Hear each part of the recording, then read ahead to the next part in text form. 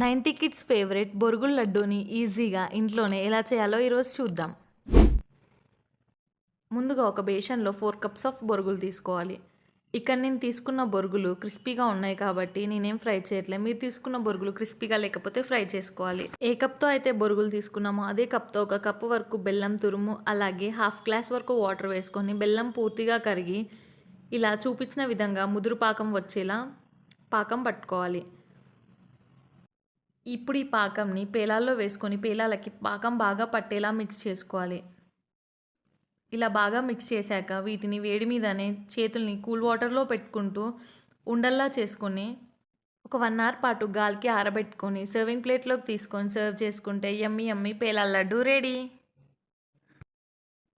90 kids favourite బొరుగుల లడ్డూని ఈజీగా ఇంట్లోనే ఎలా చేయాలో ఈరోజు చూద్దాం. ముందుగా ఒక బేషన్లో 4 కప్స్ ఆఫ్ బొరుగులు తీసుకోవాలి.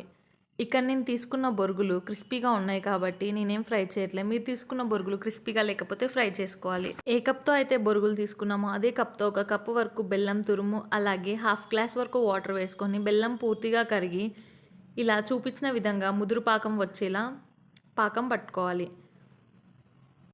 ఇప్పుడు ఈ పాకంని పేలాల్లో వేసుకొని పేలాలకి పాకం బాగా పట్టేలా మిక్స్ చేసుకోవాలి. ఇలా బాగా మిక్స్ చేశాక వీటిని వేడి మీదనే చేతుల్ని కూల్ వాటర్లో పెట్టుకుంటూ ఉండల్లా చేసుకొని ఒక 1 అవర్ పాటు గాలికి ఆరబెట్టుకొని సర్వింగ్ ప్లేట్లోకి తీసుకొని సర్వ్ చేసుకుంటే యమ్మీ యమ్మీ పేలాల లడ్డు రెడీ.